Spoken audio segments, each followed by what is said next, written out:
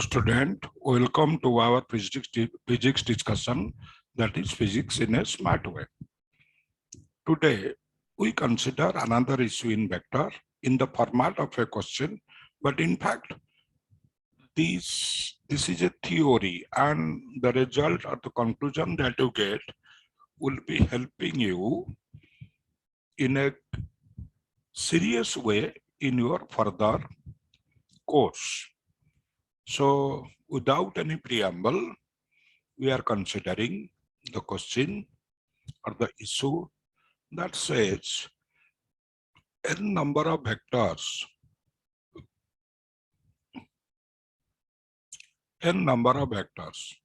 there can be any type of vectors, but all must be same type, otherwise you cannot add a vector with another vector if they are not of same type, and n is greater than equal to 2. N number of vectors all converging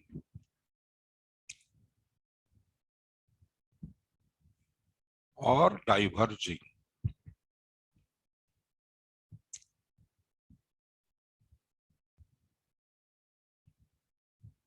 and each of same magnitude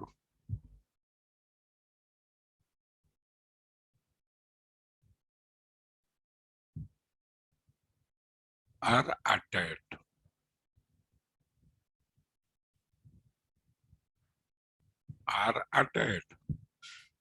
If there are forces, you can say they act on a body like that. If the angle between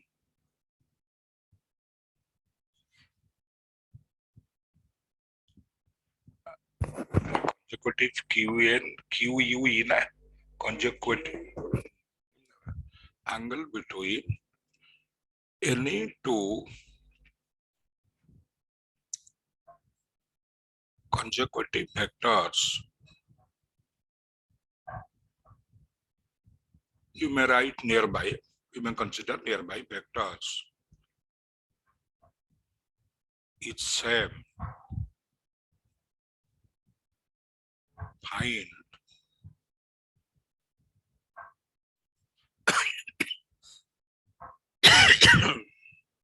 I'm sorry, their resultant.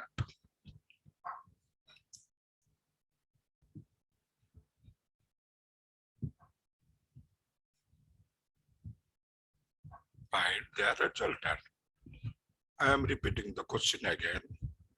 N number of vectors, all converging or diverging. I have shown you two diagrams. One is figure 1, other is figure 2. Either you can pick figure 1 or you can pick figure 2, doesn't matter. They both give the same result because vectors are to be either all converging or all diverging, okay? Meeting at a point or starting out from a point and diverging out. And each of same magnitude are added. We are finding the resultant. If the angle between any two consecutive vectors is same, find the resultant. Okay. Here we have taken n is greater than 2. There is a clue. If there is only 1, if n is less than 2, a single vector cannot cancel itself, cannot act against itself. So thereby number of vectors, it will be greater than 2 or equal to 2 minimum. It may be 2,500, doesn't matter, but it cannot be less than 2. 2, 3, 4, 5, 6. You can go up to a million or billion as you like. Okay. And as the question stipulates, A1 magnitude will be equal to A2 magnitude, will be all are having the same magnitude. The last vector is an, they are having the same magnitude. Let us say we consider the magnitude as A. Okay. We are interested in finding the resultant. What I do, we go for the solution and we discuss amongst ourselves, and At the same time, we'll be proceeding with the solution. So going to the solution, as you see, I am going by a method that is known as mathematical induction. If something is valid for one person, at the same time, the same thing is valid for two persons, three persons, four persons, five persons, then automatically that gives us a feeling is that the thing is valid for any number of person. That it's a valid process that is known as mathematical induction. And also we take the recourse of this idea in several principles, several issues of mathematics like binomial theorem and all those things, okay, that will be coming across. So we know that there are n number of vectors, n can be any high, any low, but the lowest is 2. Okay. But first of all, we have to decide, and the question also says, angle between any two nearby forces is, vectors is same. Angle between A1, A2 is theta, A2, A3 is theta, A3, A4 is theta. Similarly, the last vector is AN. AN and A1 angle is also theta. Okay, so if there are n number of vectors, you know, n number of spaces will be available and a single theta will occupy the space, and the total angle is 360 degree, but our mathematics style is talking in terms of radian. So n theta must be equal to 2 pi. I am keeping this thing in reserve, so thereby theta equal to 2 pi by n. Okay, that is the first conclusion. We keep that in reserve. Okay, all right. So now going for the solution, our job is to find the resultant. Let us say we consider the lowest value of n and obey all the conditions given in the question. That means vector must be the same magnitude, angle between any two nearby pairs must be same, they have to be either all converging or all diverging. If I consider n equal to 2, so then there are two vectors, and the vectors, they have to be in a posture that is like this. Here the angle will be 180 degree if we obey the condition of the question, and there it is 180 degree. Okay, this vector is A1, and A1 is having a magnitude that is A. This vector is A2, A2 is also having the magnitude A, and you clearly see A1 and A2 will be cancelling each other. They are present in equal strength. So here the resultant will be 0. Okay. Now I go a step higher. I consider the next higher number, that is n equal to 3. If n equal to 3, then we know three vectors.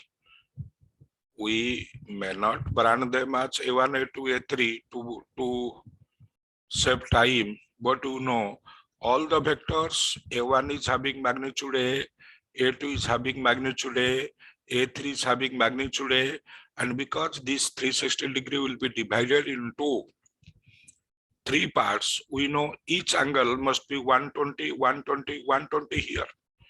If you try to find the resultant, we know resultant must be equal to 0.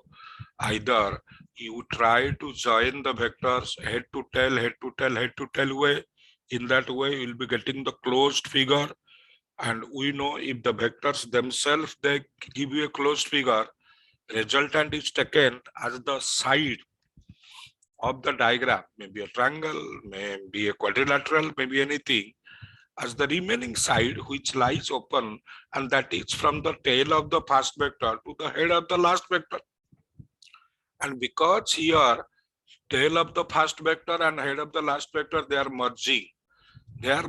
So resultant will be from the same point to same point. Or you may take the idea of the component, you may take the x-axis like this and y-axis like this, and you know, because this angle is 120 degrees, so this is 60 degree, this is 30 degree, this is 30 degree, and that is like this. then what to do? We break down this A into the horizontal part and vertical part. Keep them. We break down this A into the horizontal part and vertical part. We know this A will be having its X component as A cos 30. You know the value. And Y component will be A sin 30. Second A, that is A2. This is A1. That is A2. Let me write their names also. Okay, A2, also its X component will be towards left. That is A cos 30. Y component is A sin 30. Okay, A3 is also A. You can clearly see A1's X component and A2's X component, they are mutually cancelling out. So there is no resulting X force, no net X force. Similarly, A1's Y component and A2's Y component, I am not doing it myself. I leave it to you because you must be having some homework or own work also. That will be making you strong. A1's Y component and A2's Y component, combinedly they will be cancelling with A3. A1's Y component, A2's Y component will be, their sum will be equal to A, and that will be cancelling with A3. And here also we get Y component is cancelling out, no X component is left out. So here resultant also equal to 0. If I consider n equal to 4, then you know that is much easier. A1 will be like this, A2 will be like this. That will be a perfect case, a perfect diagram where you don't have to do any labor.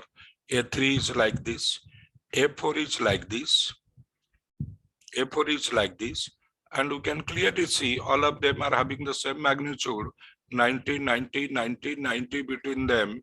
So thereby A1 will be cancelling with A3, A2 will be cancelling with A4. Here the resultant will be 0. So that gives us a growing suspicion that however n I may be taking in, if you take n equal to 5, we can have a regular pentagon. If you take n equal to 6, we'll be having a hexagon. Everywhere I can assure you that resultant will be 0. That is the conclusion. So n may be any large number or any small number, but the vectors has to be either converging or diverging. If all the vectors are having the same magnitude and angle between any two nearby pair of vectors is same, always the resultant will be 0. I moved a bit fast. I think I am clear to you because we have to do a lot. This is a important conclusion. We must be keeping that in mind, especially when we study electricity, when we study mechanics. These things will be coming in, and because you know the conclusion, we can immediately conclude the end result and all those things. Okay, I think this is all clear. So resultant with n value equal to anything, if n is greater than 2, will be 0. All right. Now, if you allow me to clear up this space, I need some space. So our job is mostly over, but I want to show you something else.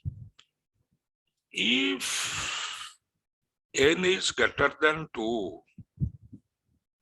we know resultant and the condition of the question is obeyed.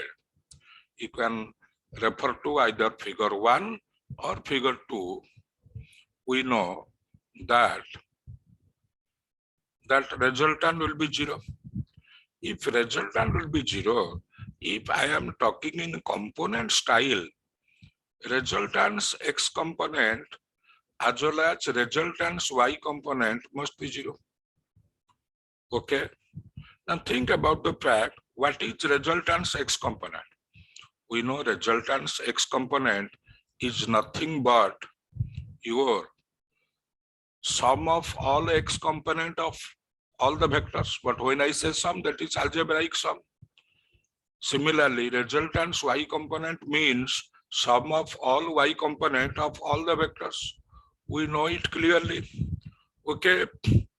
So thereby, because resultants x component and y component equal to 0, so sum of all x component of all the vectors present here must be 0.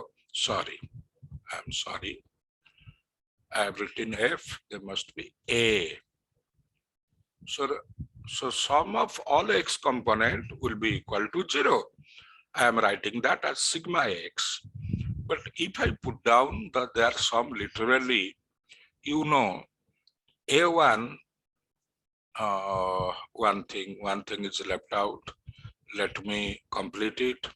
Let us consider our x-axis and y-axis in such a way that the x-axis is passing through the first vector.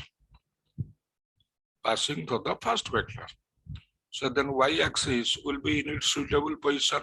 Angle between x and y is 90 degree.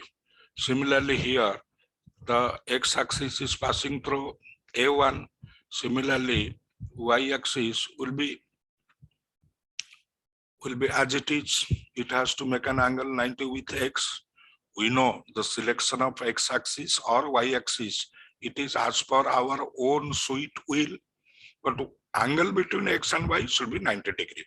Angle between x and y and z. So I have considered x-axis along A1 or the first vector. That will be adding a bit of convenience to us. That will be convenient for us. Okay. So thereby, if it is so, either you can refer to diagram number 1 or diagram number 2, figure number 1 or figure number 2. We know A1 is lying on x-axis. When A1 is lying on x-axis, x component is itself A1. But how much is A1? Now putting in the magnitude, you know A1 equal to A plus. A2 is of magnitude A but makes an angle theta. So A2's x component will be equal to A cos theta. Similarly, your A3 that makes an angle theta plus theta, that is 2 theta. So next term, A3's x component will be, its magnitude is A into cos, that is 2 theta. Similarly, next term will be A cos 3 theta. And what will be the last term? The series will continue. The last term will be A into cos. As you can clearly see, the first term contains no theta, 0 theta. Second term contains 1 theta. Third term contains 2 theta. So obviously last term, our logic says, will be having n minus 1 theta. And that series must be 0. If you find to have, if you find to see through them bit inconvenient, please add them in your comments, because you are new to vector and scalars. Others who are senior to you, it will be automatically convenient to them.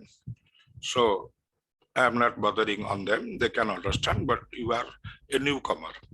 Okay. So now we can say A plus A cos theta plus A cos 2 theta, A cos 3 theta up to the last term, A cos n minus 1 theta will be equal to 0. I can take A common from all of them and send it to the right hand side, because right hand side is 0. We know the things will vanish here.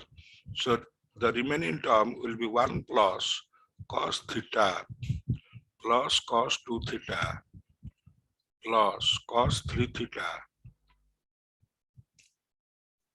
The series continue plus cos n minus 1 theta will be equal to 0. Or if I send 1 to the other side, we know cos theta plus cos 2 theta. Oh, sorry. I'm sorry. Plus cos 2 theta plus cos 3 theta dot dot dot, that continues, cos n minus 1 theta will be equal to minus 1. If I replace the value of theta, you have got already that theta equal to 2 pi by n, sorry. So This gives us a conclusion. This gives us a mathematical series which says cos 2 pi by n plus cos 2 theta, that is 4 pi by n. That is, next term will be cos 6 pi by n. And this series continues. Last term will be cos n minus 1 into 2 pi by n must be equal to minus 1. So that is nothing but a pure mathematical series, and you can clearly see our start was physics, and now we have arrived at mathematics. So now we clearly feel the interrelationship between physics and mathematics. What serious relationship, what deep interaction they have between them. We can clearly see, starting from a physics, if I delete everything else and only write this line, then some of you may be confusing whether this person is writing physics or simply a mathematical series.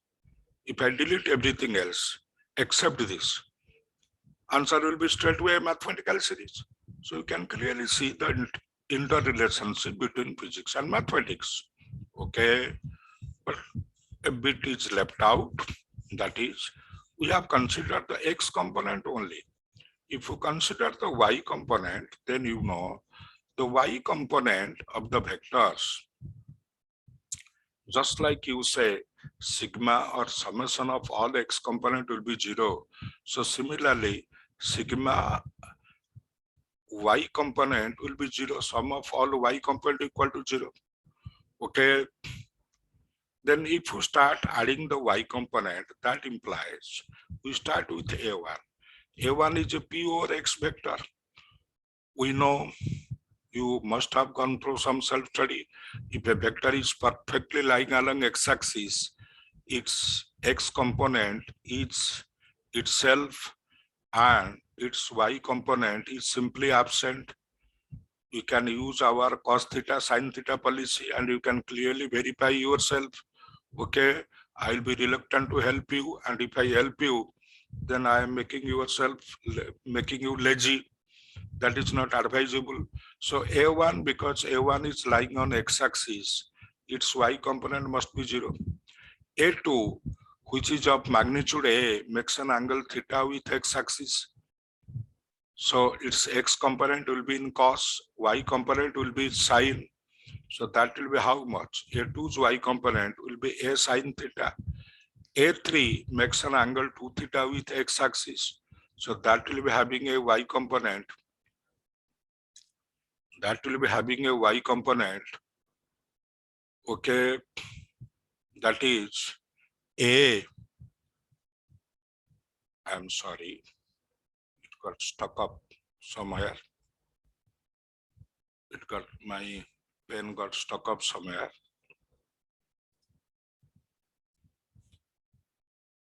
Okay, so we go to the next vector, y component, that is A sin 2 theta. Next vector will be obviously A sin 3 theta. The series continues, and the last one will be A sin n minus 1 theta. Okay, as you can see, the first term contains no theta, second term contains a single theta, third term contains 2 theta, so the last term, nth term, must be containing n minus 1 theta. If you take A common and all those things and make it clean, then you know it gives you sin theta plus sin 2 theta. The series continues sin 3 theta up to sin n minus 1 theta. That will be equal to 0. Sorry, I have forgotten to write 0 here. That 0. Now I'm putting in the values because theta equal to 2 pi by n. We know.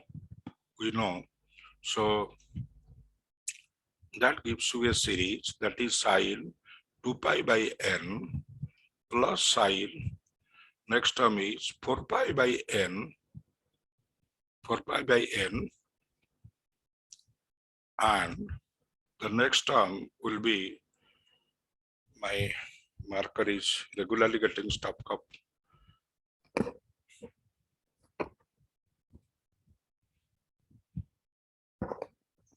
Okay, sine 6 pi by n. Okay, and the last term will be obviously sine n minus 1 into 2 pi by n will be equal to 0. So again, you got a mathematical series where that seems to be an issue of pure mathematics, a mathematical series. But we know our starting was from sum of all y component of all the vectors must be equal to 0. So thereby, we establish ourselves again, there is a deep interplay between physics and mathematics.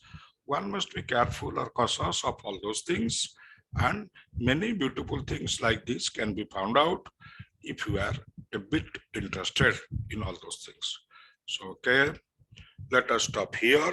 Our video has been a bit lengthy. There are other issues. I will be considering them in my next video. So, thank you. If you like my video, you can